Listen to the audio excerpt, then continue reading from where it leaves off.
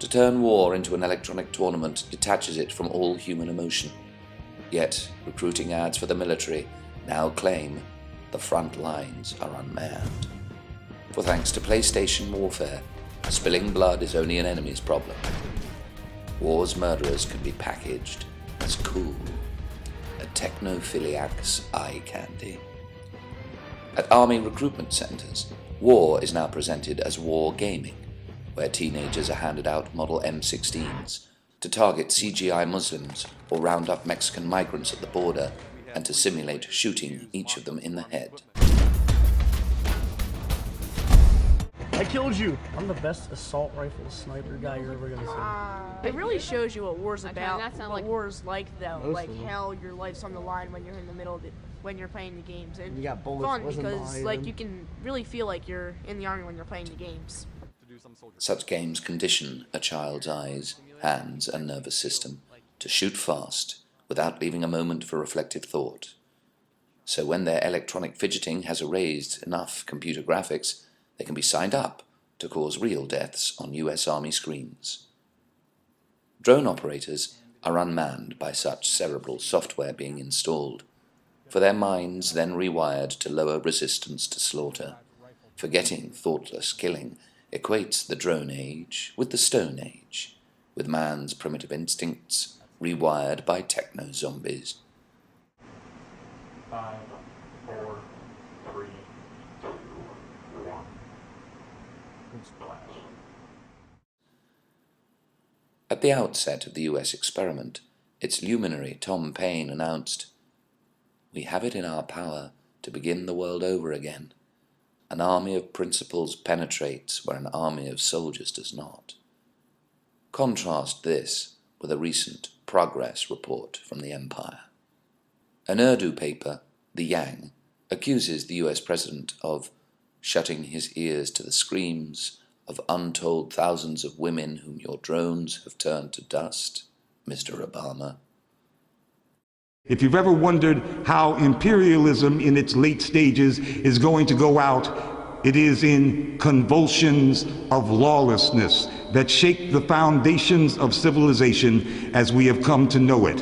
And you, right now, you are a witness to that. Power to the people. Writing in the radical Black Agenda report in April 2012, Glenn Ford records drones multiplying under Obama, saying of the administration's unscrupulous strategies, "Obama's drones threaten world civilization."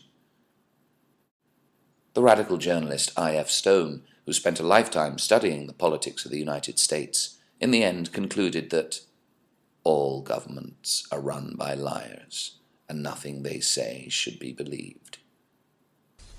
I will promise you this, that if we have not gotten our troops out by the time I am president, it is the first thing I will do. I will get our troops home. We will bring an end to this war. You can take that to the bank.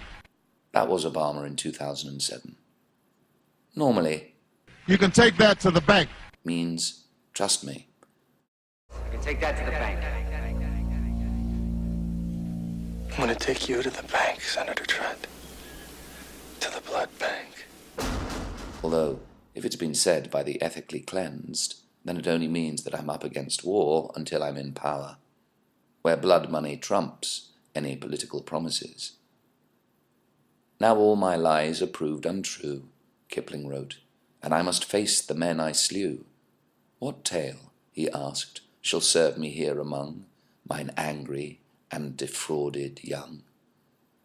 But in Obama's war policies in Afghanistan and Pakistan, says Tom Engelhardt in The American Way of War, his imperial avatar is already plunging into the dark, into the distinctly opaque valley of death. Thanks to karma, the US, given its lack of care for global health, comes inevitably to be regarded in an identical light as the president's first victim, powerless, to be killed with contempt. But now the US itself arouses a similar disgust. The fly the president crushed at the height of his messianic reputation seems to have morphed by magic realism into denatured insects, which incinerate children and swoop down and slaughter tribesmen, and a fragile fly's corpse leads to a president's being seen as evil. What dost thou strike at, Marcus, with thy knife? Asks Titus Andronicus in Shakespeare's play. At that I've killed my lord a fly. Out on there! Murderer! Predator drones. Thou kill'st my heart! Mine eyes are cloyed with view of tyranny. A deed of death done on an innocent becomes not Titus, brother. Go, get thee gone. I see thou art not for my company. Alas, my lord, I have but killed a fly. But how would that fly had a father, brother? How would he hang his slender gilded wings and buzz lamenting doings in the air? Poor harmless fly, that with his pretty buzzing melody came here to make us merry, and thou hast killed him.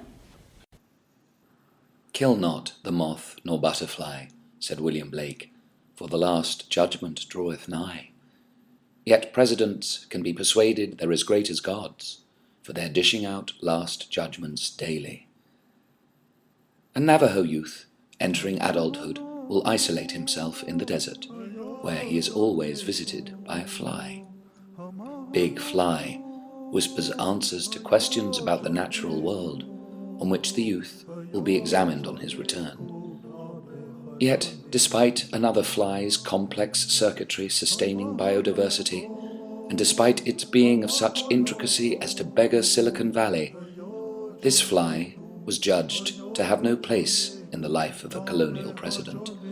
So he crushes it, blows its fuses, and seeks applause for doing so. Though, if all the insects, as Jonas Salk said, disappeared from the earth, within 50 years life would end.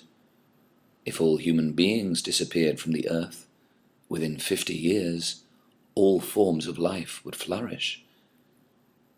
Unlike the fly, the White House is unable to change direction.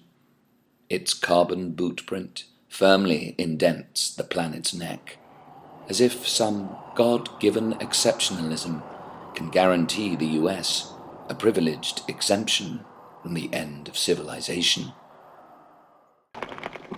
It is the mistake of arrogance to equate size with significance.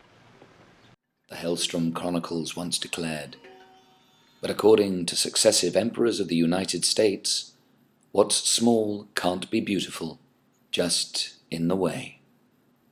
Yet, we should judge every scrap of biodiversity as priceless, E.O. Wilson has insisted, for if insects were to vanish, the environment would quickly collapse into chaos.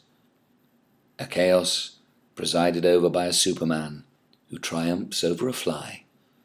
A man changed by the forces released as he falls from grace, changed from being a global hero to becoming a mere criminal, a fly who's made himself the prisoner of an imperial web.